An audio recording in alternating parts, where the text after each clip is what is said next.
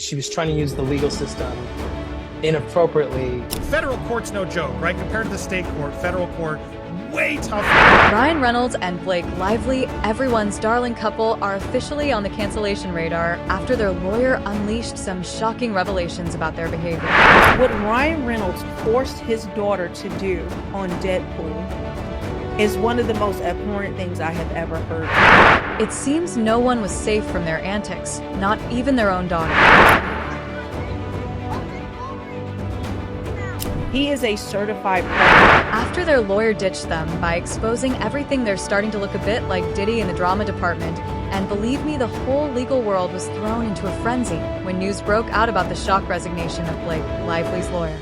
Blake Lively might have just done herself in this battle with Justin Baldoni, although she didn't do it intentionally. It was something she said long before she ever worked with Justin Baldoni. Right, but there's something she said that has now been resurfaced, and it is right on the nose as far as what the issues are in her battle with Justin Baldoni. Quickly surfaced that the resignation wasn't just a standard parting of ways, but stemmed from deep-seated issues and ethical disagreements. The lawyer, whose name has been kept out of the press to avoid personal backlash, allegedly stepped down due to the untenability of Blake's case against Justin Baldoni, coupled with what he described as unethical behaviors and demands from Blake herself.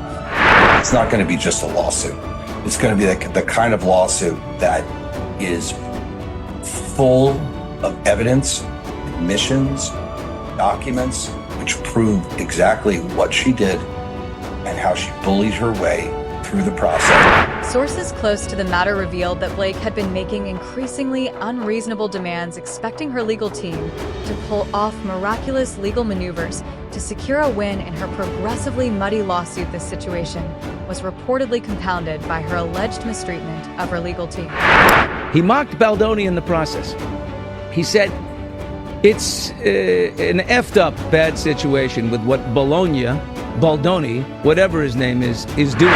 Instances where she supposedly bared her lawyer over perceived slights or questioned their legal strategies not only strained their professional relationship, but also raised eyebrows in legal circles about the sustainability of her defense. They always want to pit women against each other. You don't hear about, like, Penn and Chase hating each other and being jealous and competitive. I think I'm just brunette because of the books. And everyone knows blondes are nicer anyway. The legal community has reacted with a mix of shock and schadenfreude, while some express sympathy for any lawyer navigating the choppy waters of celebrity lawsuits. Others see this as a cautionary tale about the risks of representing high-profile figures who may push for aggressive legal tactics. Remember Savannah? It was another promise was no pet monkey. Chuck has a matching pet monkey with coordinating outfits, and I was like, I would love to be part of the show, but I can't act with a monkey. And then I got a few of them. The implications for Blake's ongoing cases are significant, with her legal strategy now public and her reputation among legal professionals taking a hit. Finding a new lawyer willing to take up her case under such spotlight could prove challenging. Baldoni's lawsuit is so just saturated with text messages and interviews, and he has a good, what I believe is a good faith basis, and this was not done in bad faith. Transitioning from the legal drama to her personal interactions, Blake Lively's persona in Hollywood has not been without its controversies. Long before this legal upheaval, Blake was known as a charismatic yet polarizing figure. She's basically saying, well, them suing me is retaliatory because I made a sexual harassment. It's kind of absurd, implying that no one can defend themselves. The problem for her is that we're all going to speculate how the New York Times got a copy of the Civil Rights Department complaint that, as you know, we talked about, should never have come out in the first place. That was weird. One particularly telling incident involved a former assistant who recounted multiple occasions where Blake's comments veered into the realm of insensitivity, particularly about the assistant's background and personal life. And you're invoking this law, but I don't see any malice in the counters in Baldoni's suit, because there is a lot of evidence that maybe this isn't with maliciousness. So the judge, to see that a reasonable jury can find one way or the other, and if there's a tipping balance of that, I'm not going to kick it away here. So it's a very high burden, and it should be, really. But like you said, this is really designed for when people are called out, like, give me the basis for your lawsuit. These instances of questionable behavior have had a tangible impact on her professional relationships and projects. Several directors and co-stars have been rumored to avoid working with her on new projects, wary of the potential for on-set tension and negative publicity. This is all very strange that the New York Times got this article, and there's text messages that are incomplete from your complaint. Maybe this isn't malicious. Maybe your statements were not in good faith, and that's what she has to do in her motion. The intricate web of media manipulation in Hollywood often remains hidden until a significant scandal breaks, shedding light on the machinations behind the scenes. One such instance is Blake Lively's alleged collaborations with influential media outlets, including the New York Times, to sway public opinion in her favor during her legal battles. Judges, especially in New York, and a lot of contracts that are entered here in Hollywood have a New York venue provision. These judges are very well versed in the things that keep coming up, and these defamation claims do keep coming up. And then, for instance, in March 2020, the New York Times published an article shortly after Blake filed a lawsuit against Baldoni, which appeared unusually timed and detailed for a piece written so soon after legal documents were submitted. This judge is going to be very, very confident in this, and he's going to apply the law, which requires a showing of malice, which I don't think she's going to be able to undo once Baldoni's opposition shows all the things. The article painted Baldoni in a negative light, a move that suggested more than just journalistic coincidence, but a premeditated strike possibly fed by Blake's PR machinery. Transitioning from media manipulation to personal conduct, Ryan Reynolds faced scrutiny not from legal documents, but from the court of public opinion regarding his parenting during the filming of Deadpool. He is a certified predator. Social media platforms were abuzz with criticisms, and parenting blogs and forums debated the appropriateness of exposing children to adult themes under the guise of acting. Because it's opinion to say somebody is a predator, well, then that is my opinion. This incident not only highlighted concerns about Reynolds' parenting, but also about the types of roles and scenes Hollywood deems acceptable for child actors.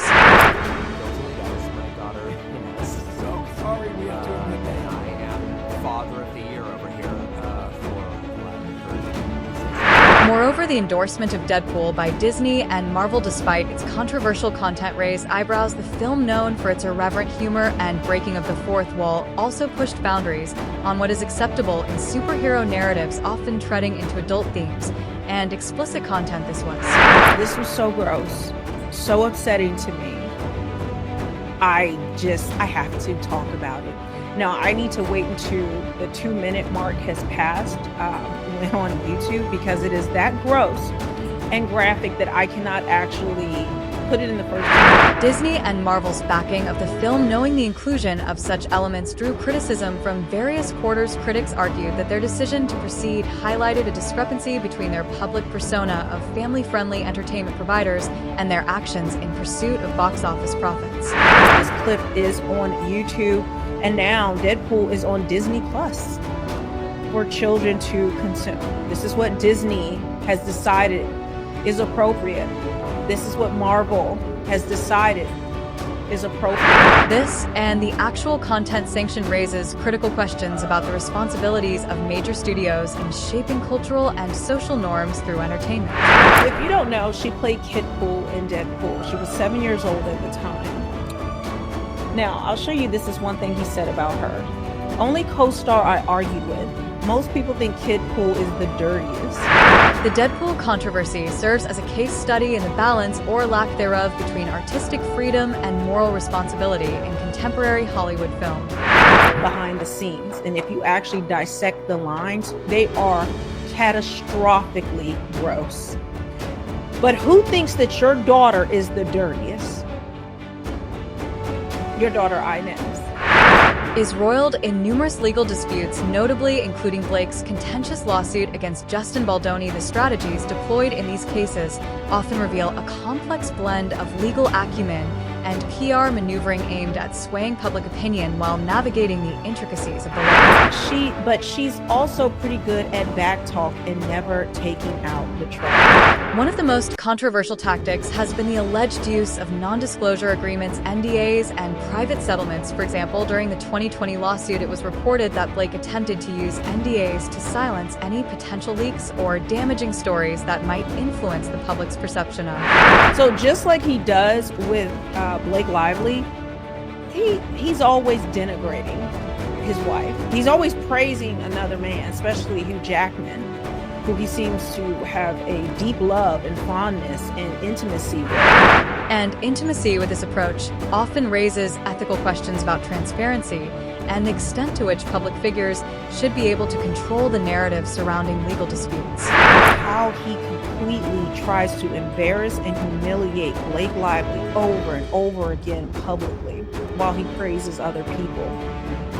And it looks like the same thing that he does to his wife, he is doing now to his daughter. Moreover, Blake and Ryan have reportedly engaged in what some legal analysts might describe as forum shopping, seeking to file their legal cases in jurisdictions perceived as more favorable to celebrities. This tactic was observed when Blake filed her lawsuit against Baldoni in California, a court known for its history of high-profile celebrity cases and significant media attention, which often results in quicker settlements, favorable to the celebrity involved. I don't know why anybody thinks it's funny to do this to children. Like something's wrong with you if you find this okay. The misuse of PR tactics has been particularly evident in the way Blake and Ryan have managed the media narrative surrounding their lawsuits. For instance, they have been known to release personal statements and interviews that coincide strategically with court dates or legal filings. Disney will not hold them accountable for anything, and they actually find it funny. It's laughable to do this to a little 7-year-old girl,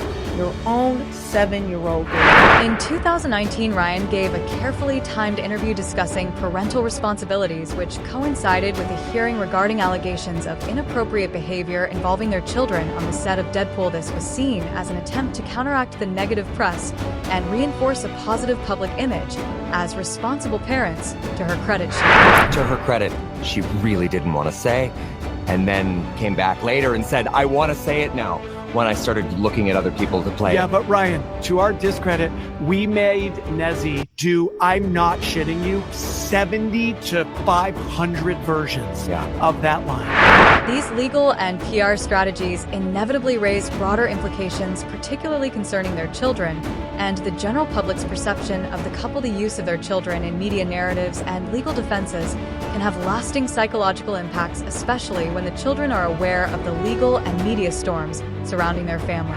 They stop at nothing to get their way, and whatever manipulation or bullying tactics they have to do, they're going to do. One of the most controversial tactics has been the alleged use of non-disclosure agreements, NDAs, and private settlements. For example, during the 2020 lawsuit, it was reported that Blake attempted to use NDAs to silence any potential leaks or damaging stories that might influence the public's perception of. Did they do that to their own daughter? Silent treatment, gaslighting, doing the golden child thing where one child, I'm pushing off attention from that one child and putting it on the next. And intimacy with this approach often raises ethical questions about transparency and the extent to which public figures should be able to control the narrative surrounding legal disputes. What manipulation and gaslighting happened behind the scenes to force this little girl to do this? And then on top of that, 500 different times practicing and doing different iterations of this sexually graphic and vulgar joke line. It wasn't a joke. There's nothing funny about it. Moreover, Blake and Ryan have reportedly engaged in what some legal analysts might describe as forum shopping, seeking to file their legal cases in jurisdictions perceived as more favorable to celebrities. This tactic was observed when Blake filed her lawsuit against Baldoni in California, a court known for its history of high-profile celebrity cases and significant media attention, which often results in quicker settlements, favorable to the celebrity involved. Because the fact that you thought that this was cute, funny, a joke, you're grooming this child right before our eyes, and you're so proud of yourself. The misuse of PR tactics has been particularly evident in the way Blake and Ryan have managed the media narrative surrounding their lawsuits. For instance, they have been known to release personal statements and interviews that coincide strategically with court dates or legal filings. I cannot wait for deposition and discovery and to see the notes and see what actually happened. And he has the nerve to call Justin Baldoni a predator. In 2019, Ryan gave a carefully timed interview discussing parental responsibilities, which coincided with a hearing regarding allegations of inappropriate behavior involving their children on the set of Deadpool. This was seen as an attempt to counteract the negative press and reinforce a positive public image as responsible parents, to her credit. Maybe you don't give a damn what they did to Justin Baldoni. Do you care about this? You know, the Woody Allen apologist, Blake Lively, the one who faked being Cherokee, the couple that got married on a plantation with slave cabins.